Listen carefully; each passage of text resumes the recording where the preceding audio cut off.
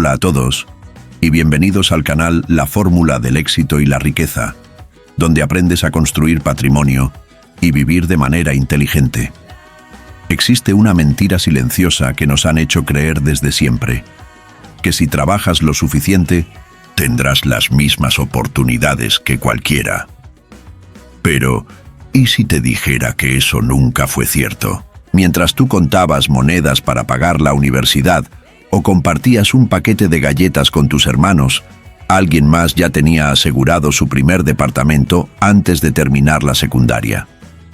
Hoy vamos a hablar sobre lo que realmente separa a quienes apenas sobreviven de quienes comienzan la vida con ventaja, la riqueza generacional, y por qué, aunque ganen el mismo sueldo, algunas personas parecen estar jugando a otro juego completamente distinto.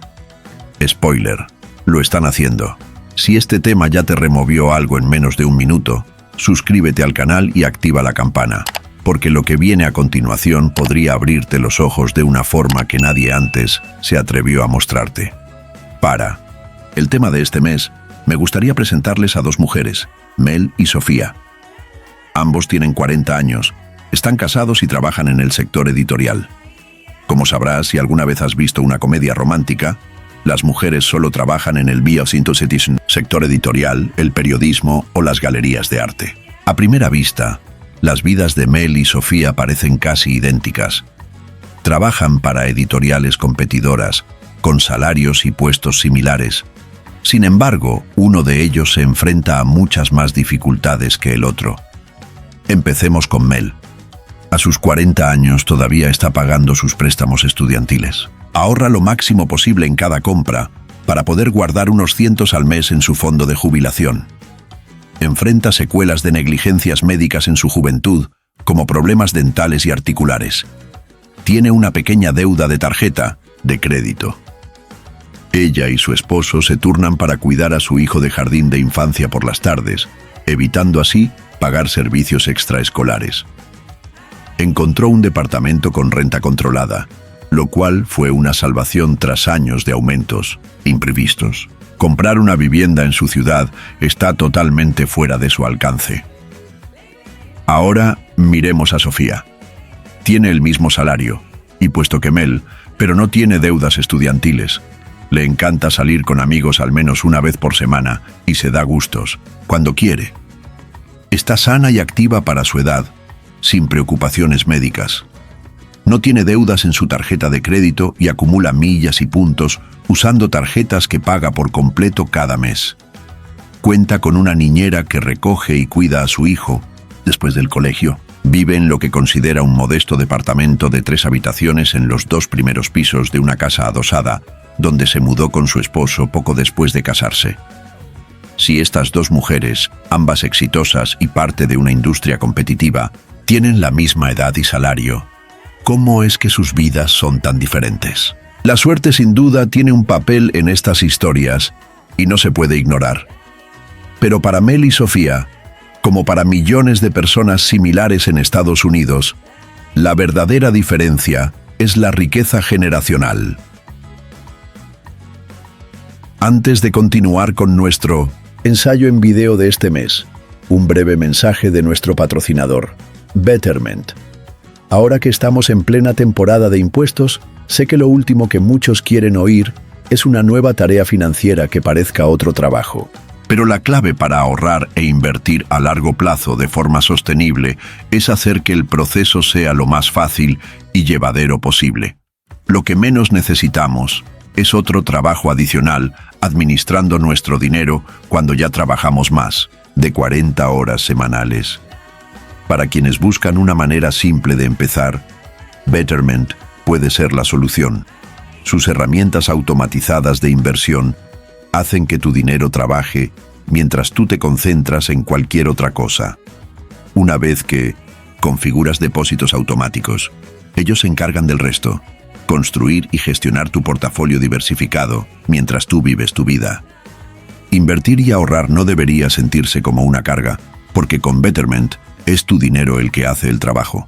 Entra a betterment.com TFD o haz clic en el enlace en la descripción para registrarte en minutos. La riqueza generacional generalmente se refiere a activos financieros que se transfieren de una generación a otra. Acciones, propiedades, dinero, patrimonio u otros bienes. Pero también puede transmitirse de formas mucho más sutiles, en nuestros cuerpos, mentes, círculos sociales y prácticamente en todo nuestro entorno. Es importante decir que la riqueza generacional no es, en sí misma, algo moralmente negativo. Por ejemplo, nadie elige la familia en la que nace. Nadie escoge tener padres que pueden ayudar con el pago inicial de una casa. Y para la mayoría, sería difícil rechazar esa ayuda si se les ofrece. Para muchas familias, este sigue siendo el máximo sueño, ver a sus hijos en una mejor situación que ellos mismos. En esta comunidad, donde las personas vienen a aprender sobre dinero y mejorar su relación con él, una razón principal para buscar estabilidad financiera es garantizar que los hijos no pasen por las mismas dificultades. Aunque, cuando hablamos de los niveles más altos de riqueza heredada, sí deberían pagar más impuestos. Pero eso lo abordaremos más adelante. Dicho esto, aunque la riqueza generacional no sea inherentemente mala, sigue siendo profundamente injusta, y la forma en que se infiltra en nuestras vidas, incluso muchos años después de dejar la casa de nuestros padres, hace que nos engañen sutilmente todo el tiempo, porque nos dicen que todos estamos jugando con las mismas reglas y en el mismo campo. Pero, querido, ni siquiera estamos jugando el mismo deporte. Entonces, para entender mejor cómo Mel y Sofía terminaron en lugares tan distintos a pesar de trabajar lado a lado, con el mismo salario, necesitamos retroceder un poco y ver cómo llegaron hasta allí. Empecemos nuevamente con Mel. Creció en una familia de clase trabajadora en el norte del estado de Nueva York. Solo asistió a escuelas públicas, la mayoría con recursos limitados, pero aún así se graduó de secundaria con un promedio de 3.8, cursando las únicas 2 materias avanzadas disponibles. Pasó 2 años en una universidad comunitaria antes de transferirse a una universidad estatal reconocida para completar su título. Conoció y se casó con su esposo, también de origen trabajador, durante esos años en la universidad comunitaria, y ahora, finalmente, han logrado empezar a aportar regularmente a sus planes de retiro, un objetivo financiero que siempre habían tenido. Pero entre las deudas estudiantiles, la tarjeta de crédito y el cuidado infantil, no queda mucho margen para ahorrar. Cuando la situación se complicaba, en ocasiones tenían que recurrir a las tarjetas de crédito más allá de su capacidad de pago, lo que los llevó a un ciclo de pequeñas deudas de consumo. Como la principal generadora de ingresos en su familia, también tiene la responsabilidad de enviar dinero a sus padres todos los meses para ayudar con sus gastos básicos. Y si hasta ahora sentiste que esta historia habla directamente de tu realidad, no dejes pasar más tiempo. Suscríbete ahora al canal y activa las notificaciones, porque cada video aquí es una posibilidad concreta de transformar tu vida financiera, y ya no estás en condiciones de seguir ignorándolo. Por otro lado, su colega Sofía creció en una familia acomodada en Westchester, un suburbio de alto nivel económico en Nueva York. Asistió a una escuela preparatoria de élite y también terminó la secundaria con un promedio de 3.8, cursando casi todas las materias avanzadas en los últimos años. Participaba en el equipo de esgrima, era vicepresidenta del consejo estudiantil, colaboraba con el comité del anuario y el periódico escolar, y pasaba los veranos en un campamento de 8 semanas en New Hampshire. Su promedio fue impulsado por las escalas de calificación más altas de las clases avanzadas. Así, gracias a una combinación de buen rendimiento académico, actividades extracurriculares y contactos familiares, logró ingresar a la Universidad de Brown, donde también formó parte del equipo de esgrima y conoció a su actual esposo, quien también provenía de una familia adinerada. Al casarse, sus padres les regalaron una significativa entrada para su departamento, lo que les permitió tener pagos hipotecarios asequibles, además de contar con inversiones que superan los planes de jubilación ya máximamente financiados. Cuando acumuló deudas con su tarjeta de crédito en sus 20s, sus padres se encargaron de cubrirlas, mientras ella les devolvía el dinero sin acumular intereses. Y como sus padres tienen suficientes recursos, nunca tendrá que asumir la carga económica de cuidarlos o costear su retiro. Es evidente que el entorno de Sofía hizo mucho más sencillo para ella alcanzar la misma posición social que Mel, a pesar de tener logros académicos, habilidades y niveles de esfuerzo muy similares. Al final, todo se reduce a los caminos que abre la riqueza generacional. Desde las personas que conocen nuestros padres, hasta las escuelas donde estudiamos, las parejas que elegimos, cómo accedemos a empleos e incluso cómo adquirimos una vivienda. Para conocer testimonios reales sobre lo que implica crecer sin el respaldo de una herencia económica, hablamos con dos mujeres que lograron mejorar su situación tras haber crecido en hogares de bajos ingresos sin apoyo financiero intergeneracional. Paola, de 31 años, y Sara, de 29. Nunca supe cómo funcionaba todo esto. Escuchaba sobre ferias de empleo y networking, pero pensaba que solo se trataba de eso. No tenía idea de que había algo más que debía considerar. Terminaba postulándome únicamente a vacantes donde pudiera pasar directamente a una entrevista, cruzando los dedos para que algún reclutador se interesara en mi CV y mi experiencia. Tener conexiones no solo facilita encontrar o conservar un empleo, significa tener más estabilidad desde 1900, el comienzo de la vida profesional. Antes de cumplir los 30, cerca de un tercio de los estadounidenses trabaja en la misma empresa que uno de sus padres. En esos puestos, estos jóvenes ganan cerca de un 20% más de lo que ganarían en otras circunstancias. Y debido a la segregación de género, a la tendencia de los hombres a estar en industrias mejor remuneradas y a la desigualdad salarial, los hombres blancos de familias ricas se benefician mucho más del nepotismo que las personas de bajos ingresos, las mujeres y las minorías. Curiosamente, al analizar los datos, también se observa que esta cadena de favores y contactos se replica incluso en sectores de oficios técnicos. Esto no significa que tengan el mismo nivel de privilegio que la gran riqueza intergeneracional, pero es otra forma en la que nuestros vínculos determinan casi todos los aspectos de nuestras vidas. De hecho, algunos estudios indican que trabajos técnicos, como en manufactura, presentan problemas de nepotismo en la contratación tan graves o incluso peores que los de empresas Fortune 500. Estas conexiones laborales también son una forma de riqueza, porque restringen el acceso a otros sin importar cuán calificados estén.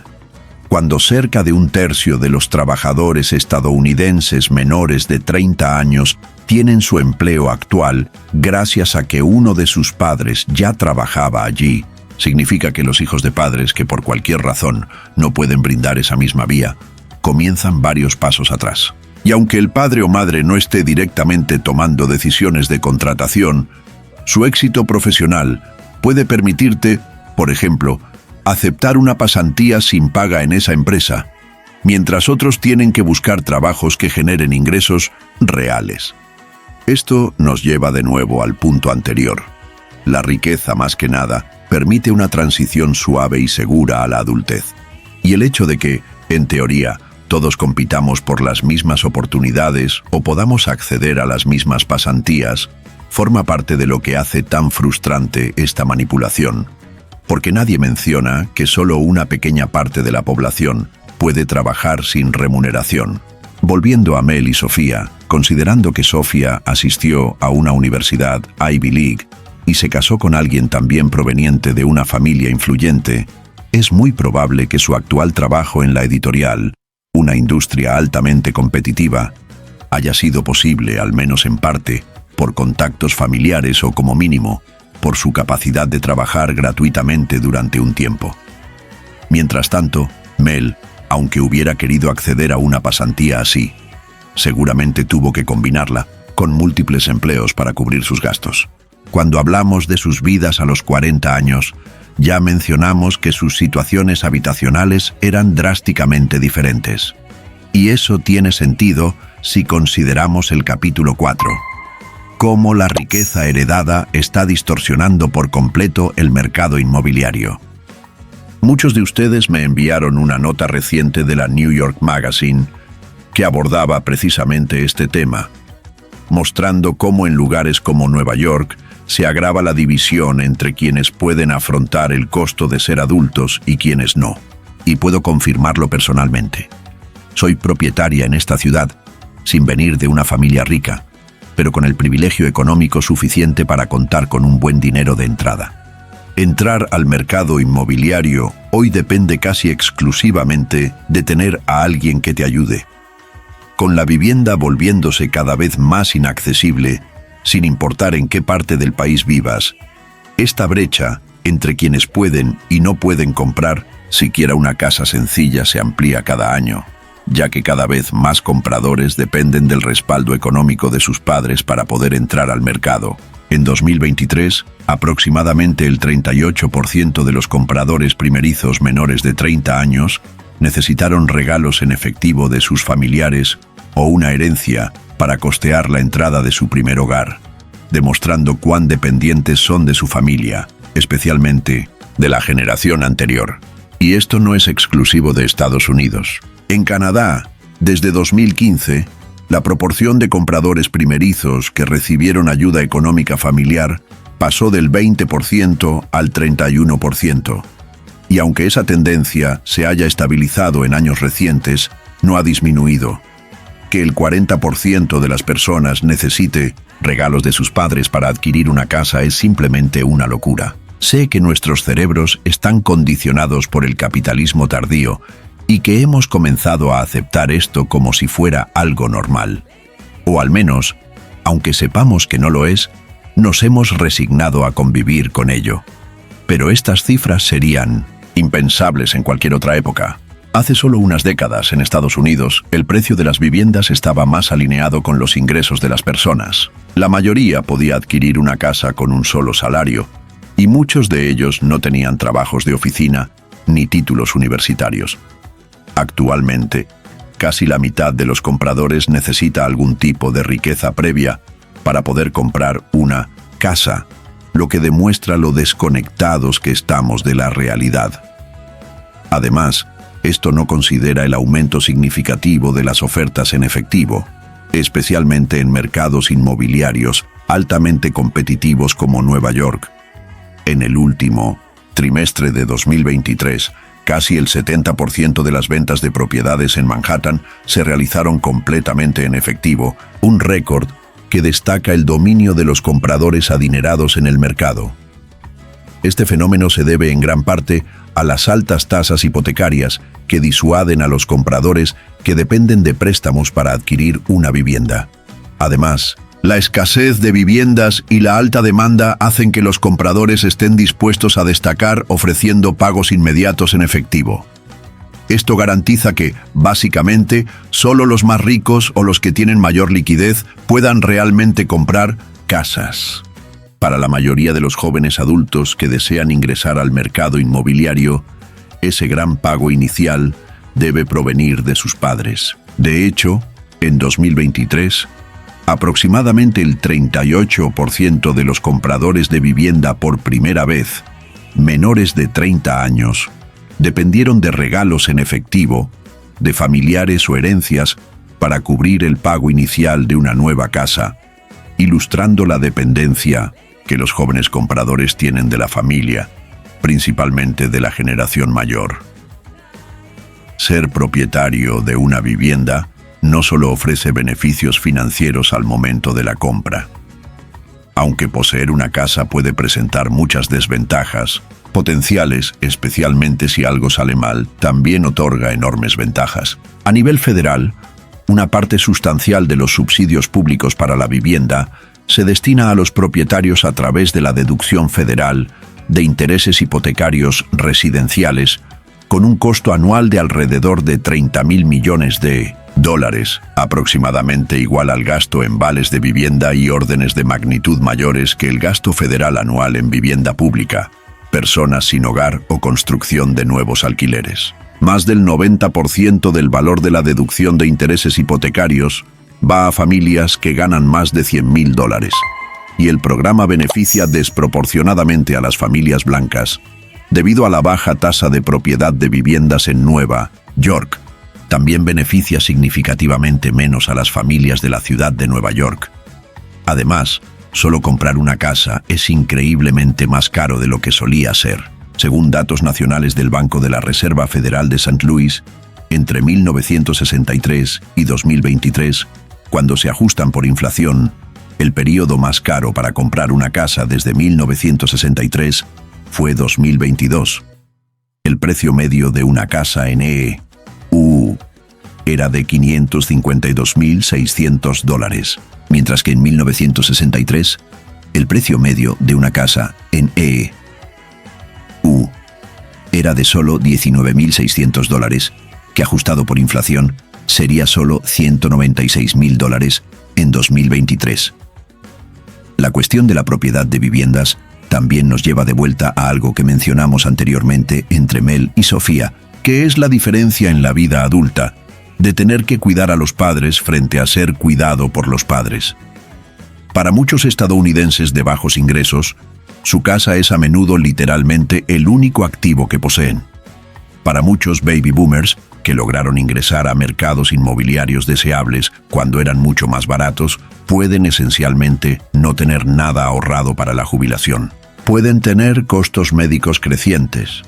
Pueden tener todo tipo de cargas financieras que ahora recaerán sobre sus hijos adultos, con los que los hijos más ricos no necesitan preocuparse. Pero también están en una posición donde esencialmente todo su fondo de jubilación está vinculado a su casa. Entonces, para muchos estadounidenses, mantener estos costos de vivienda exorbitantemente caros y garantizar que recibirán muchas órdenes de magnitud por encima de lo que inicialmente pagaron por su casa no es solo una gran victoria en el mercado inmobiliario, es la diferencia entre poder jubilarse o no. Entonces, incluso si tus padres no son de los que necesitan ser cuidados más adelante en la vida, probablemente todavía estés impactado por la medida en que los estadounidenses mayores dependen de un mercado inmobiliario completamente desajustado para jubilarse, lo que luego se transfiere para perjudicar a sus propios hijos que no pueden comprar una casa. Esencialmente hoy, la única manera garantizada de ingresar a una casa, al menos en muchos mercados, es llamar a papá y mamá y pedirles un cheque. Pero si invertimos y miramos otra diferencia fundamental entre Mel y Sofía como mujeres de 40 años, vemos que UE es el costo del cuidado infantil. Esto nos lleva a nuestro capítulo final. ¿Cuándo el cuidado infantil comenzó a costar tanto como el alquiler? Incluso de forma anecdótica, como alguien que no desea tener hijos y no los tiene, puedo ver una diferencia masiva en las personas a mi alrededor que tienen hijos y pueden contar con sus padres para cuidados infantiles o ayudar a pagar por los cuidados infantiles frente a aquellas que no pueden. Y aunque no es lo mismo que literalmente dar un cheque a su hijo, poder proporcionarles cuidados infantiles gratuitos o al menos fuertemente subsidiados en 2025 es esencialmente equivalente a una beca masiva. Porque ya sea que lo hayas notado, personalmente o no, el costo de los cuidados infantiles se ha vuelto completamente insostenible. La pandemia tuvo un enorme impacto aquí, pero el costo creciente e incontrolable de los cuidados infantiles ha sido un problema durante décadas. Según un análisis de Business Insider, el Departamento de Salud y Servicios Humanos de EEUU considera los cuidados infantiles asequibles si cuestan menos del 7% del ingreso de una familia, pero casi 2/3 de los padres, incluidos el 95% de los padres de bajos ingresos, gastan mucho más que eso. Solo el 2% de los condados en todo el análisis quedaron dentro del límite, lo que significa que, según la propia definición del gobierno, los cuidados infantiles son inaccesibles en el 98% de los condados en todo el país. Y como todo lo demás en nuestro país, Estos costos de cuidados infantiles no serían un gran problema si los salarios realmente hubieran seguido el crecimiento de la producción, pero spoiler, no lo han hecho. Y nuestros políticos están tan desconectados sobre esto que piensan que la respuesta para todos debería ser simplemente pedir ayuda a papá y mamá. Según nuestro desafortunado vicepresidente, J.D. Vance, una de las maneras de aliviar un poco la presión sobre las personas que están pagando tanto por guarderías puede ser que la abuela y el abuelo quieran ayudar un poco más. O tal vez haya un tío o tía que quiera ayudar un poco más. Suceder, se alivia parte de la presión sobre todos los recursos que actualmente se destinan a las guarderías, lo cual, incluso desde mi perspectiva personal, sin estar directamente implicada, en este escenario resulta ofensivo y arrogante. Porque seamos realistas, en este país, los abuelos, las tías, los tíos y cualquier otro familiar que uno piense que va a echar una mano, también tienen que trabajar. Las personas con menos posibilidades de pagar por el cuidado infantil suelen ser las mismas que tienen menos acceso a familiares disponibles para cuidar a sus hijos de forma gratuita y constante. Como alguien que trabajó tiempo completo en el cuidado infantil, puedo asegurar que se trata de un trabajo que exige enormes sacrificios. Si crees que alguien va a asumir esa tarea por ti regularmente sin compensación o esfuerzo, estás totalmente desconectado de la realidad. Y por cierto, incluso si la solución fuese, vivamos todos juntos para ayudarnos entre generaciones. Spoiler, ya nadie puede comprar una casa sin riqueza heredada, y quienes sí la tienen probablemente no están tan preocupados por el costo del cuidado infantil. Para mujeres como Mel, por ejemplo, que es el principal sostén de su familia y aún así vive bajo una enorme presión financiera, no existe la opción de apoyarse en parientes adinerados. Al contrario, ella es quien tiene que ayudarlos. En mi caso particular, tampoco es que brinde un gran apoyo económico a mis padres, pero sí envío algo de dinero a mi madre cada mes, solo para asegurarme de que pueda cuidar adecuadamente de mi abuela, porque los gastos son muchos. Mi madre ya está jubilada, así que el cheque tampoco es tan alto. Es solo para cubrir algunas necesidades básicas. Tal vez sean $100 o $200 al mes. Pero aún así, este tipo de decisiones influyeron en cómo elegí mi carrera, qué trabajos acepté durante mis estudios, y siempre con la idea de que, si mis padres alguna vez necesitaban ayuda, yo podría dársela. Y eso sin contar que muchos estadounidenses ni siquiera viven cerca de sus familias. Personas como Mel se han mudado a lugares como Nueva York para acceder a mejores oportunidades laborales. Claro que construir comunidad y tener una aldea de apoyo es vital. Y quizás eso es lo que J.D. quiso insinuar con sus declaraciones, aunque sinceramente lo dudo. No confío en alguien con ese tipo de delineado. Pero si tu comunidad ya está luchando por sobrevivir, difícilmente puede ser la base sólida que necesitas. Y si estás pensando, bueno, el cuidado infantil es caro solo por unos años, luego, el niño va a la escuela pública. Es importante aclarar que la calidad de esa educación pública varía enormemente según la región, ya que depende directamente de la riqueza local. La guardería y la educación preescolar tienen un impacto tremendo en el futuro de los niños. Incluso esos primeros años forman parte del ciclo de la riqueza heredada. Asistir a preescolar, ya sea público o privado, ha demostrado aumentar significativamente las probabilidades de que un niño termine la secundaria a tiempo y acceda a la universidad. Las metaevaluaciones realizadas durante décadas han confirmado que los programas preescolares influyen positivamente en el desarrollo infantil. Mejoras en lenguaje, lectura, matemáticas, habilidades socioemocionales y hasta en salud física. También se ha comprobado que los beneficios se extienden a niños bilingües o con necesidades especiales. Por eso, la educación temprana es clave para el éxito a largo plazo. Programas públicos como el 3K gratuito y la preescolar universal en Nueva York son fundamentales porque permiten el acceso a este tipo de educación sin importar el nivel socioeconómico de las familias. Y como ya mencionamos, El otro lado del problema de no poder costear el cuidado infantil es tener que asumir el cuidado de los padres. Esto solo representa una carga real para quienes no nacieron en familias con patrimonio generacional. En cualquier grupo de amigos fácilmente verás dos realidades: los que viven con el temor constante de que sus padres sufran algún accidente o enfermedad porque eso significaría una catástrofe financiera, y los que no tienen que preocuparse por eso y hasta cuentan los días para disfrutar de la herencia o los viajes familiares a Europa, lo que para algunos es inimaginable, como padres retirados viajando por el mundo.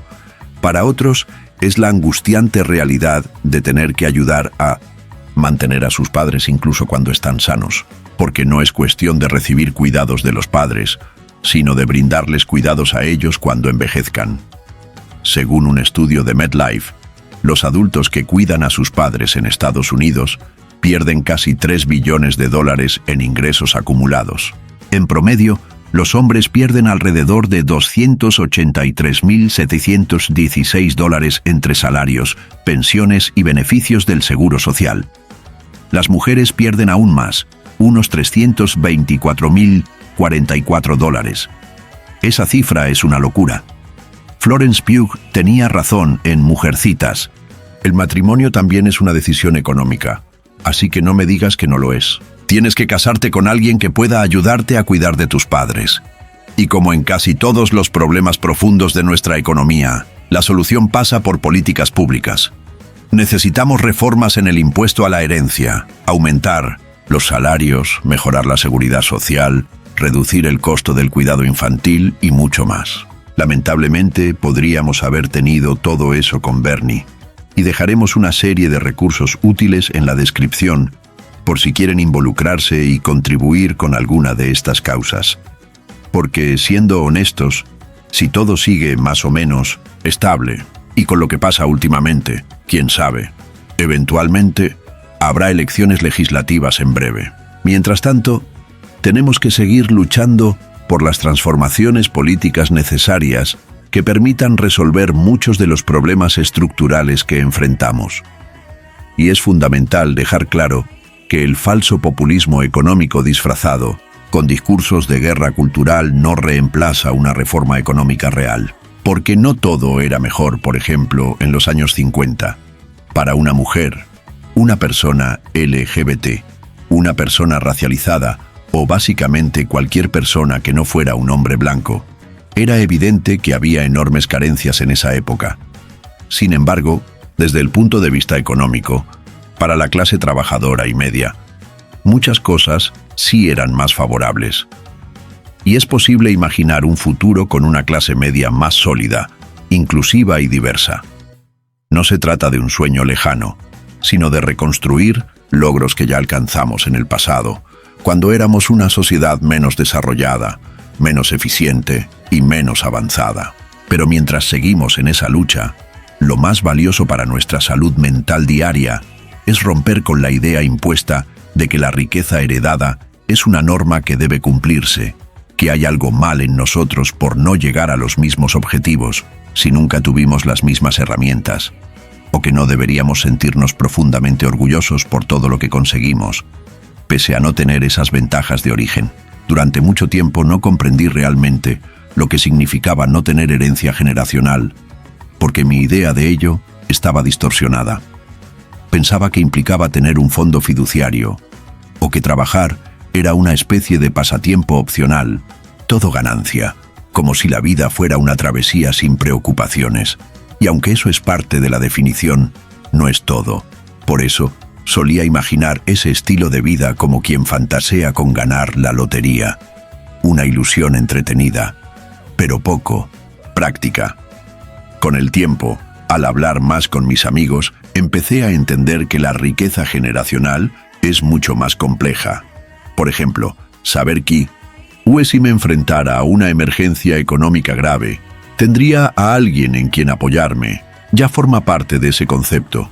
Cuando era pequeño, sentí que viví con estabilidad y fue una buena etapa, pero la forma en que mis padres pudieron sostener una casa, criar a 3 hijos y brindar oportunidades básicas, no sería posible para mí hoy con el mismo ingreso familiar que ellos tenían. Eso genera mucha presión, porque ahora se espera que nuestra generación alcance o supere lo que ellos lograron, solo para mantenernos en la misma posición social, en una clase media cada vez más difícil de sostener. La presión de tener éxito es más alta, y a veces es frustrante darte cuenta de que trabajas más duro solo para tener lo mismo que tus padres tuvieron. Estamos pensando en tener hijos en los próximos años, y estoy consciente de que su crianza será muy distinta. Empecé mi carrera en el ámbito académico y hoy entiendo mejor cómo funciona ese sistema. Una de mis metas financieras es lograr que cuando tengamos hijos, yo pueda pasar más tiempo con ellos, tal vez reduciendo mis horas de trabajo o buscando estar más presente en su desarrollo. Mi madre, por ejemplo, desde que teníamos 4 o 5 años, nos enseñaba el valor del dinero cuando íbamos al supermercado. Nos daba una cantidad fija y nos enseñaba a calcular los precios y los impuestos. Ese tipo de lección es algo que quiero repetir. Pero también quiero agregar lo que ahora sé sobre educación financiera, inversiones, ahorro para gastos grandes y buenos hábitos desde pequeños. Esa sería una gran diferencia en su formación. También quiero mostrarles que hay caminos más allá de la universidad tradicional. Existen oficios, formas diversas de generar ingresos que no conocíamos. Eso es algo que deseo que mis hijos aprendan y aprovechen. Porque cuando comparas cómo una educación universitaria puede endeudar a una persona por décadas, mientras que a otra apenas le afecta, entiendes lo desigual que es el sistema. Y quienes no tienen riqueza heredada muchas veces se sienten como si fueran la excepción, cuando en realidad son la mayoría. El episodio del fondo fiduciario en Derry Girls es muy ilustrativo sobre este tema. Simplemente usa tu fondo fiduciario. Lo hago todo el tiempo. No sabía que tenías uno, ¿tú sabías? Es una escena de comedia, pero en la vida real, la gran mayoría de los estadounidenses no tienen acceso a eso. Solo que no son ellos quienes dominan las narrativas, la política o los medios. Y aunque quienes están en las instituciones de élite no dejarán de hacernos sentir menos pronto, al menos podemos dejar de engañarnos a nosotros mismos creyendo que la herencia no representa, con generosidad, el 82 o 83% de la razón por la que alguien termina donde termina. Si este video te hizo sentir algo, enojo, claridad, ganas de cambiar, no te lo guardes. Suscríbete ahora, activa la campanita y compártelo con alguien que también necesita despertar. Aquí no pretendemos que todo se arreglará por arte de magia. Decimos la verdad, mostramos el camino y caminamos contigo. Y si querés dar un primer paso real para mejorar tus finanzas, mira el enlace del curso de millas en la descripción. Puede ser tu primer gran cambio hacia la libertad. Nos vemos en el próximo video.